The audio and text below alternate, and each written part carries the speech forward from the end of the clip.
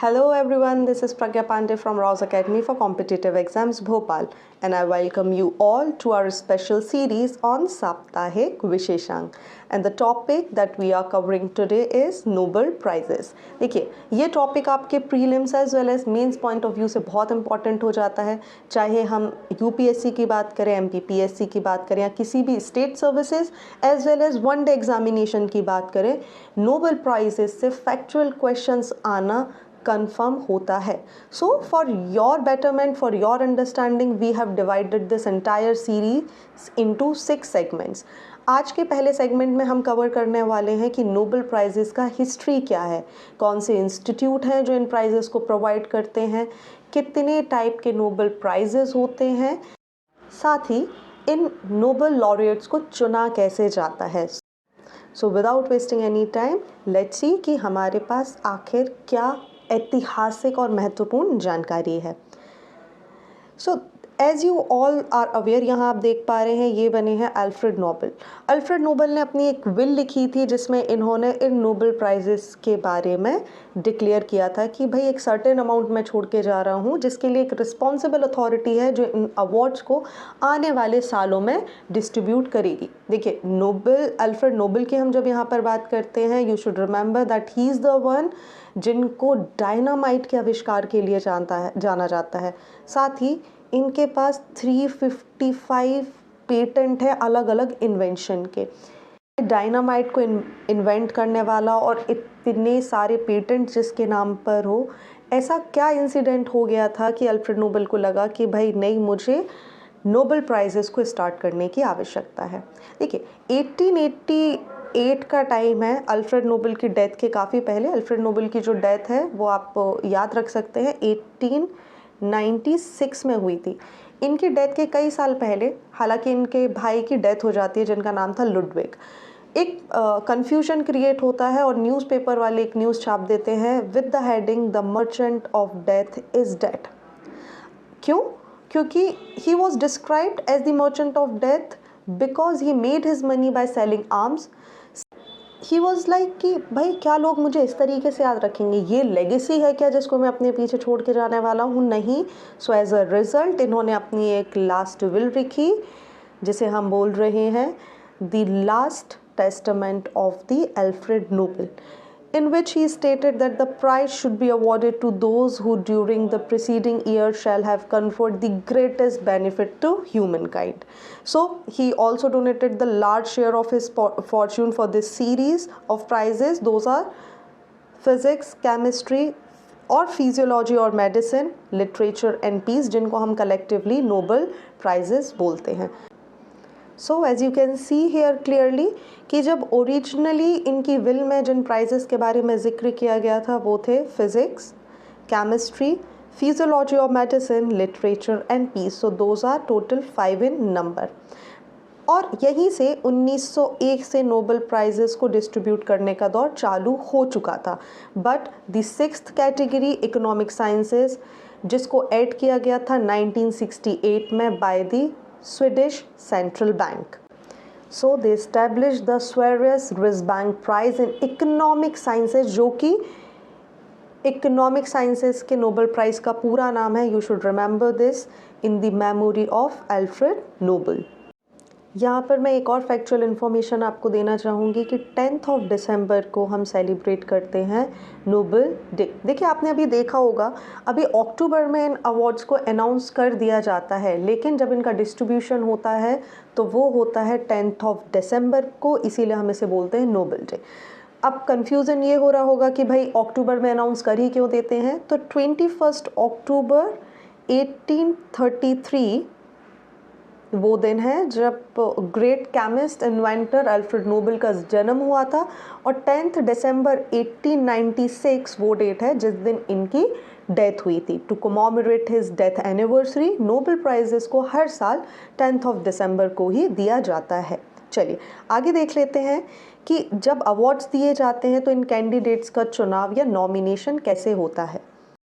So for this 1900 में Nobel foundation को बनाया गया था. This is a private institution that was established in 1900 has the ultimate responsibility to fulfilling the intentions of Alfred Nobel's will. The main mission of the Nobel Foundation is to manage Alfred Nobel's fortune in a manner that ensures a secure financial standing for the Nobel Prize over the long period of time. साथ ही जैसा आप screen पर देख पा रहे होंगे कि पहली बात तो कोई भी व्यक्ति अपने आप को सेल्फ नॉमिनेट नहीं कर सकता नोबेल प्राइजेस के लिए. The Nobel committee of 4 prize awarding institution every year invite thousand of members of academics, university professor, scientist, previous Nobel laureates and member of parliamentary assemblies among others submit candidate for the Nobel prizes for the coming year. The nominators are selected in such a way that as many countries and university as possible are represented over the time. आगे बढ़ने के पहले एक बार हम फिर से यहाँ पर फैक्ट्स को रिकॉल कर लेते हैं जो कि हमारे लिए बहुत इम्पॉर्टेंट हो जाता है कि अवार्ड्स की शुरुआत कब हुई थी. 1901 से. 1968 में हमें पता है कि इकोनॉमिक साइंसेस के अवार्ड को यहाँ पर ऐड किया गया. तो टोटल नंबर जो कि हमारे पास नोबेल प्राइजेस के हैं those are 6 in number as you can see here on the screen. 1 is physics, chemistry, physiology और medicine, literature, economics and peace. अगर हम यंगेस्ट और ओल्डेस्ट अब लॉरिएट्स की बात करें यहाँ पर तो मलाला यूसुफज़ई हैं जिनको अवार्ड मिला था. She is the youngest one. John B Goodwill जो है he is the oldest recipient of this prize in the field of chemistry in 2019 when he was of 97 years of age. और अगर हम मलाला यूसुफज़ई की बात करें तो शी वाज 17 और 2014 में ही इनको अवार्ड मिला था, द सेम ईयर जब हमें कैलाश सत्यार्थी यानी भारत को भी नोबेल प्राइज़ मिला था. चलिए कि कौन से इंस्टीट्यूट्स होते हैं जो इन विनर्स को चूज़ करते हैं या इनके लिए अवार्डिंग के लिए रिस्पॉन्सिबल होते हैं. तो सबसे पहले हमारे पास आ जाता है Nobel prize in physics and chemistry. So royal Swedish academy of sciences जो है वो इस अवार्ड के लिए रिस्पॉन्सिबल होती है. Next is Nobel prize in physiology और medicine. So the Karolinska institute is responsible for this award. Next is Nobel prize in literature, again the Swedish academy, that you should remember. इस तरीके के questions आपके examinations में पूछे जाते हैं. Next again the economic sciences, again by the Royal Swedish Academy of Sciences, but Nobel Peace Prize जो है इसको नॉर्वेजियन पार्लियामेंट सेलेक्ट करती है और नॉर्वे में ही इसकी सेरेमनी कंडक्ट की जाती है. आगे बढ़ने के पहले आपके लिए एक सवाल है मेरी तरफ से. आपको मुझे कमेंट सेक्शन में बताना है कि who is the only women who has been honoured twice in 2 different categories. देखिए एक चीज़ आप यहाँ पर याद रखिएगा, जिनको नोबेल प्राइज़ मिलता है उन्हें नोबेल प्राइज़ लॉरिएट्स बोला जाता है. तो ये जो नोबेल प्राइज़ लॉरिएट्स होते हैं इनके लिए 3 चीज़ें एज ए अवार्ड दी जाती है. First is Nobel price diploma, another one is medal and Nobel prize that is in cash. ये जो डॉक्यूमेंट होता है ये जैसे आप यहाँ पर देख पा रहे होंगे, मैंने आपकी अंडरस्टैंडिंग के लिए कैलाश सत्यार्थी जी को जो नोबेल प्राइज़ डिप्लोमा मिला है उसे लगाया है. देखिए each and every single diploma has a unique art. मतलब अगर 2 लोगों को अवार्ड दिया जा रहा है तो इसका मतलब ये नहीं है कि ये सेम डिज़ाइन ही सबके अवार्ड्स पे दिखेगी. आप गूगल पर जा सकते हैं, चेक कर सकते हैं कि अभी तक जितने भी डिप्लोमास दिए गए हैं they are unique in the work of art because they are created by the foremost Swedish and Norwegian artist and calligraphers. इसके साथ ही इनको एक प्राइज़ मेडल भी दिया जाता है और प्राइज़ अमाउंट भी दिया जाता है. ये जो प्राइज़ अमाउंट इन्हें दिया जाता है it can be shared up to 3 individuals और in the case of the peace prize it can also be awarded to an organization. देखिए पहले तक Nobel prize can not be awarded posthumously, मतलब मरने के बाद किसी को भी अवार्ड नहीं दिया जा सकता था. बट 1974 में कुछ चेंजेस किए गए कि अगर नोबेल प्राइजेस को डिक्लेयर कर दिया जाता है, अनाउंस कर दिया जाता है और उसके बाद किसी की डेथ होती है तो उसको वो अवार्ड दे दिया जाएगा. अभी आपके दिमाग में ये सवाल आ रहा होगा कि ये प्राइज़ लॉरिएट्स ही क्यों बोला जा रहा है. So this word laureate actually refers to being signified by the laurel wreath. In actually Greek mythology, the god Apollo is represented wearing a laurel. Laurel आपने देखा होगा तो एक बढ़िया सुंदर सा गोल्डनिश कलर का एक क्राउन जैसा होता है जो आप मोस्टली ग्रीक गॉड्स को पहने हुए देखेंगे. इट्स अपोलो, जो गॉड अपोलो है, is represented wearing a laurel wreath. तो इसको हम लॉरेल व्रेथ बोलते हैं on his head. This wreath is a circular crown made of branches and leaves of bay laurel. और अगर हम एंशियंट ग्रीस की बात करें तो ये जो लॉरेल व्रेथ है ये सिर्फ विक्टर्स को प्रोवाइड किया जाता था. इसका मतलब ही होता था ये डिग्निफाई या साइन करता था ऑनर के लिए. सो मूविंग नेक्स्ट, अब हमारे लिए जानना ज़रूरी है कि भारत में कितने नोबेल लॉरिएट्स हैं, उनको किस क्षेत्र के लिए अवार्ड मिला है. आपके सामने स्क्रीन पर आप देख पा रहे होंगे एक इमेज, आप इसका स्क्रीनशॉट ले सकते हैं. And one by one we are discussing each one of them. Okay, so here is the another list. You can also see this list. देखिए, ये 1902 रोनाल्ड रॉस और रुडयार्ड किपलिंग का नाम आपको यहाँ पर दिखाई दे रहा होगा. ये एक्चुअली एडिशनल फैक्ट हैं. ये वो लोग हैं जिनका जन्म भारत में ही हुआ था. देखिए, अगर हम बात करें रोनाल्ड रॉस की तो he was born in Almora in British India and won the Nobel prize in medicine for his exceptional work in the field of malaria. वहीं अगर हम रुडयार्ड किपलिंग के बारे में यहाँ पर बात करें तो he was the author of the jungle book, who was born in Mumbai in 1865. He won the Nobel Prize in Literature for his work in 1907 and was the first English language writer to receive the prize. सबसे पहला नाम आ जाता है Rabindranath Tagore, who was the youngest son of Devendranath Tagore and was a renowned polymath who single-handedly reshaped this region's literature and music, and also known the person who introduced Indian culture to the West. अगर हम बात करें तो इनको award किस क्षेत्र में मिला था, तो गीतांजलि, जिसका इंग्लिश ट्रांसलेशन है सॉन्ग्स ऑफरिंग, जो कि रविंद्रनाथ टैगोर ने किया था, इसके लिए इनको अवार्ड मिला था इन 1913 में. और इसी के साथ ये बन जाते हैं first person who was awarded the Nobel prize in literature from India, in fact in the entire Asian region. Next we have in the list C.V. Raman, that is Chandrasekhar Venkat Raman, who is popularly known as C.V. Raman. Tamil Nadu में इनका जन्म हुआ and he was the great Indian physicist. अगर हम इनके award की बात करें तो 1930 में इनको अवार्ड दिया गया था on his work on the scattering of light and for the discovery of the effect named after him, जो कि आप यहाँ पर देख पा रहे हैं, रमन स्कैटरिंग इफेक्ट. और इसी के साथ ही became the first Indian scientist to be honoured with the prestigious Nobel award in physics in the year 1930. इसी के साथ आप याद रख सकते हैं, to mark the discovery of Raman effect, every year 28th February is celebrated as the National Science Day in India. So next we have Dr. Hargobind Khorana, who was born in India. आज की डेट में पाकिस्तान में इनका जन्म हुआ था, but he became naturalized citizen of USA in 1966 और 1968 में ही इन्हें फिजियोलॉजी मेडिसिन के लिए अवार्ड मिला था to discover the genetic codes and protein synthesis. Next we have in the list Mother Teresa, who initially came to India as a teacher and after 17 years of teaching she moved into the slums to devote herself to caring for the sick and poor people. Mother Teresa also founded the Order of Missionaries of Charity, a Roman Catholic congregation of women dedicated to helping the poor and destitute of India in 1950. 1979 में she was awarded with the Nobel Peace Prize for helping the suffering humanity.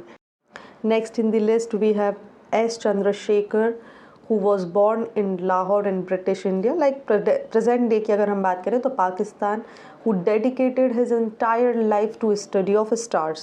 See, he is the one who discovered that massive star can collapse under their own gravity to reach enormous or even infinite density. Today we call these collapses star as neutron star and black holes. सो आप सभी Chandrashekhar limit से aware होंगे. देखिए, अगर Chandrashekhar limit को समझने के पहले over 10 or even 100 of billions of years, a white dwarf cools until it became a black dwarf, which emits no energy.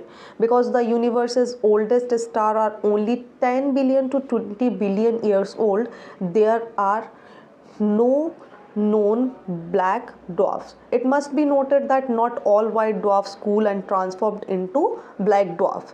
So those white dwarfs which have enough mass reach a level, this is called the Chandrasekhar limit. At this point, the pressure at its center becomes so great that the star will detonate in a thermonuclear supernova. That means it exploded.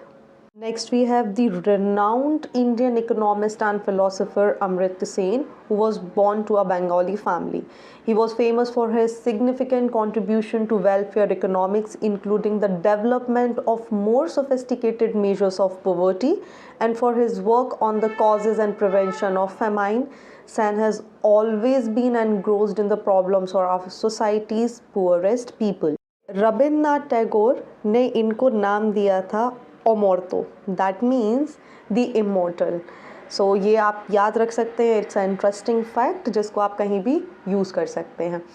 Next in the list we have Venkatraman Ramakrishna, who was conferred with the Nobel Award in 2009 in the field of chemistry for structure and function of the ribosome.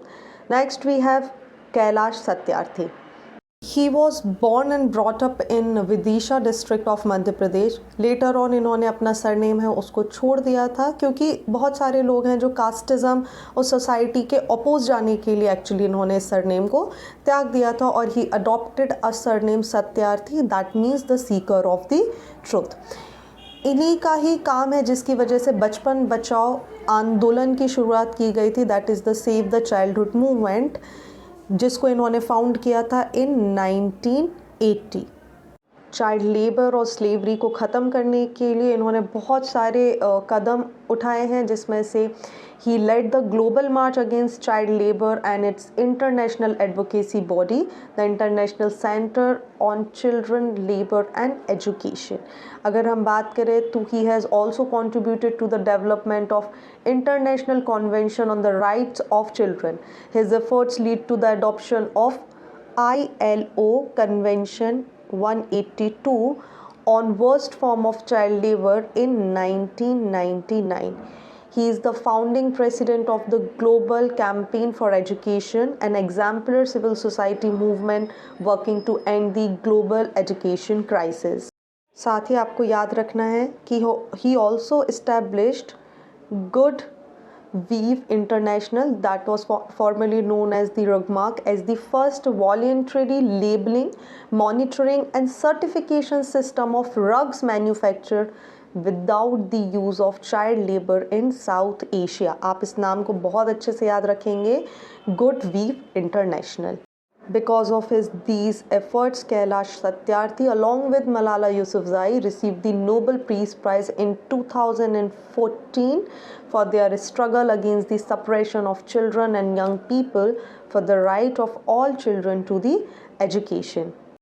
Abhijit Banerjee, जिनको बोला जाए तो ये India के recent Nobel prize receiver हैं, laureate हैं, जिनको 2019 में इकोनॉमिक्स के क्षेत्र में नोबेल प्राइज़ दिया गया था. In 2003 actually he founded Abdul Latif Jameel poverty action lab, that is JPAL, along with his wife Esther Duflo and Sandhil Mullainathan, and remains one of the directors of the lab, जिसके लिए elevation of global poverty के लिए काम करने के लिए इन्हें इनकी वाइफ के साथ ही इकोनॉमिक्स का अवार्ड दिया गया था.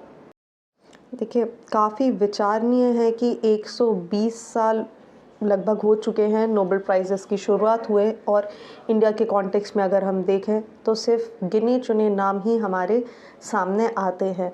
So you must think about it कि ऐसा क्यों, और आप अपने विचार हमें कमेंट सेक्शन में बता सकते हैं. बट अगेन वो किसी पॉलिटिकल एजेंडा से इन्फ्लुएंस नहीं होने चाहिए, राइट विंग और लेफ्ट विंग जैसा नहीं होना चाहिए. It should come like an aspirant. So this is it for today. इसी सीरीज़ को कंटिन्यू करते हुए नेक्स्ट वीडियो आपको कुछ ही दिनों में मिल जाएगा. To know that video, do subscribe our channel and stay tuned with us. Thank you for watching this video. Do not forget to hit like button and comment your valuable feedback. Also press the subscribe button to never miss any update. Please follow us on Instagram and Facebook. Links are given below in the description box. Thank you and see you tomorrow.